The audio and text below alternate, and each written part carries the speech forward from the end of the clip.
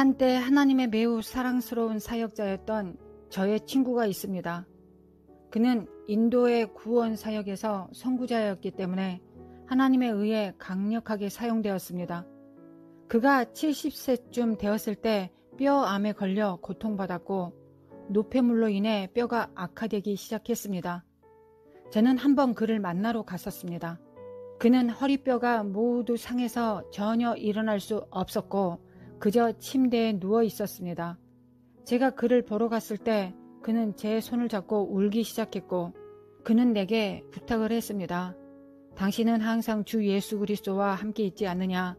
지금 내게 처해진 이 상황이 나의 어떤 문제로 인하여 이런 상황이 됐는지 하나님께 물어봐 달라 라고 말을 했습니다. 저는 그 하나님의 사람을 위해 울었습니다. 그리고 말했습니다. 형제여, 당신이 이 땅에 사는 날 동안 그것을 어떻게 볼 수 있겠습니까? 저는 그를 위해 기도했습니다.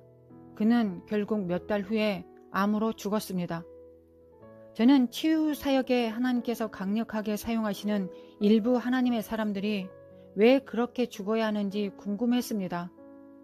케네스 해긴처럼 그냥 본향에 데려가질 수 있지 않을까 하는 생각이 들었습니다. 우리는 케네스 해긴 목사님이 어떻게 죽었는지 우리는 이미 알고 있죠. 그는 잠을 자듯 평안한 상태로 본향으로 데려가졌습니다.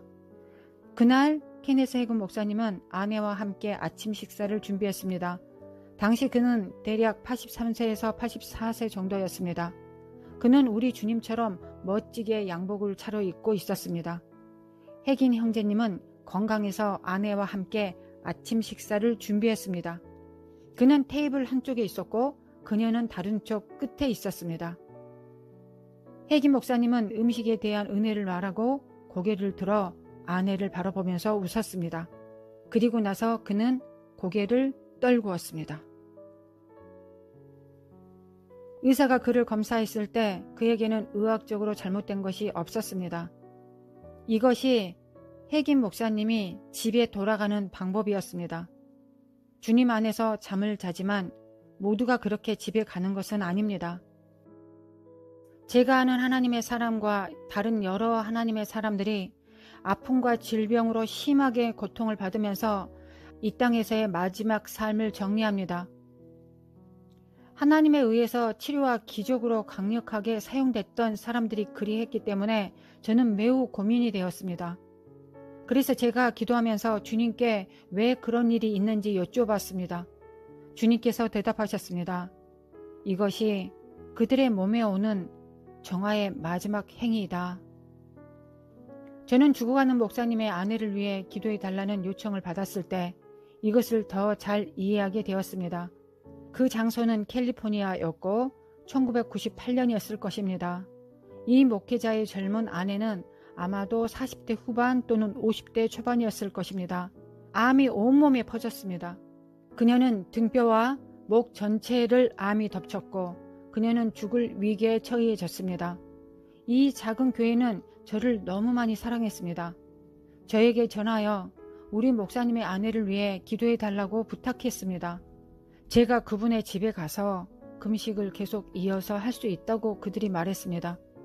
그렇게 부탁하시는데 어떻게 안 된다고 말할 수 있겠습니까? 저는 그들에게 나는 모든 것이 다 괜찮다. 아무도 나를 방해하지 말아달라. 내가 나와야 할 때 나오겠다 라고 부탁을 드렸습니다. 그들은 주님께서 저를 인도하실 때마다 기도할 수 있는 저의 방도 있다고 했습니다. 그래서 저는 제 금식의 마지막 7일 동안 비행을 결정했습니다. 저는 목사님의 아내를 위하여 기도했습니다. 저는 주님께 무엇이 문제인지 여쭈었습니다. 3일 후에 주님께서 그녀의 몸에 이 암이 발생하게 된 그녀의 삶의 문제가 무엇인지 보여주셨습니다. 주님은 그녀가 교회에서 문제를 일으키고 있기 때문에 그녀의 생명을 단축시키도록 허락했다고 말씀하셨습니다. 지금 이곳에 많은 사역자들이 있을 것입니다. 사역자의 아내, 사랑하는 자매, 아니면 딸들도 있을 것입니다. 남편의 목회 사역에 간섭하지 마십시오. 제안은 제안이어야 하지만 남편에게 그것을 하라고 하지 말라고 명령하지 마십시오. 그렇게 절대 하지 마십시오. 그러면 당신은 당신의 남편의 기름 부음에 당신의 발을 딛고 있는 것과 같습니다. 미리암처럼 끔찍한 실수를 저지를 것입니다. 그렇게 하지 마십시오. 저는 많은 목회자의 아내들이 남편을 통제하려고 하기 때문에 주님으로부터 징계를 받는 것을 보았습니다. 당신은 그렇게 하면 안 됩니다. 제한은 그냥 제한이 되어야 합니다. 당신의 남편이 괜찮다면 그냥 두어야 합니다. 당신의 남편이 그것이 좋다면 당신의 남편이 아니다라고 말하면 그냥 두십시오. 당신의 남편이 그것이 좋다고 하면 그것을 수용할 것이고 당신은 소금과 후추와 같은 역할을 해 주었을 것입니다. 그것이 다입니다. 이것이 세상의 끝이 아니잖아요. 그래서 주님은 그녀가 하고 있었던 모든 것을 저에게 보여주셨습니다. 그녀는 이 병상에서 일어나지 못할 것이고 병으로 죽을 것이다. 그러나 너는 가서 그녀를 위해 기도해라. 그녀의 영혼이 치유되어 그녀가 내 왕국에 올 수 있도록 너가 도와주어라 라고 말씀하셨습니다. 어느 날 아침 그 집에 아무도 없고 그녀는 거실의 침대에 누워 있었습니다. 저는 목사님의 아내 옆에 가서 한 가지 질문을 했습니다. 왜 이런 일이 생겼는지 아십니까? 그녀는 저를 바라보며 눈물을 흘렸습니다. 저는 주님께서 제게 보여주신 것을 그녀에게 이야기해 주었습니다. 그녀의 얼굴을 치며 울고 또 울었습니다. 그녀는 지난 6개월 동안 있었던 것을 저에게 말했습니다. 병상에 누워있는데 성령께서 이 모든 것을 그녀의 마음에 떠오르게 하여 주셨습니다. 성령께서 그녀가 지금까지 행한 죄를 그녀 앞에 가져오셔서 회개하도록 하셨습니다. 그녀는 6개월 동안 하나하나 회개하고 있었고 제가 그녀에게 하는 말이 확증이라고 했습니다. 저는 그녀에게 유감스럽게도 이 병에서 놓여지지 않을 것이다.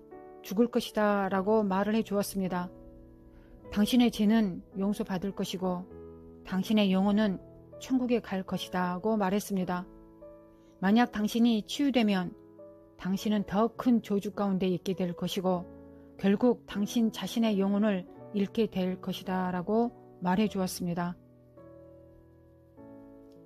정결하게 하기 위해 이 병을 허락하신 하나님의 자비라는 것을 알려주었습니다. 정화의 마지막 단계입니다. 이런 병들은 당신을 성결케 하기 위해 당신의 몸을 통해 당신의 영혼을 통해 불어오는 성화의 불입니다. 당신을 성화하고 완전하게 하시며 당신의 삶에 숨겨져 있는 모든 불순물을 회개케 하기 위한 것입니다. 만약 당신이 죽을 때 거룩하지 않으면 마귀가 당신을 포로로 잡아 당신은 구원을 잃을 수도 있습니다. 그래서 이렇게 하는 것이 더 낫습니다. 당신은 잠시 고통을 당하지만 영원한 정결을 누리게 될 것입니다. 이와 같이 하나님의 영광이 교회에 임하기 전에 교회가 거룩해져야 합니다.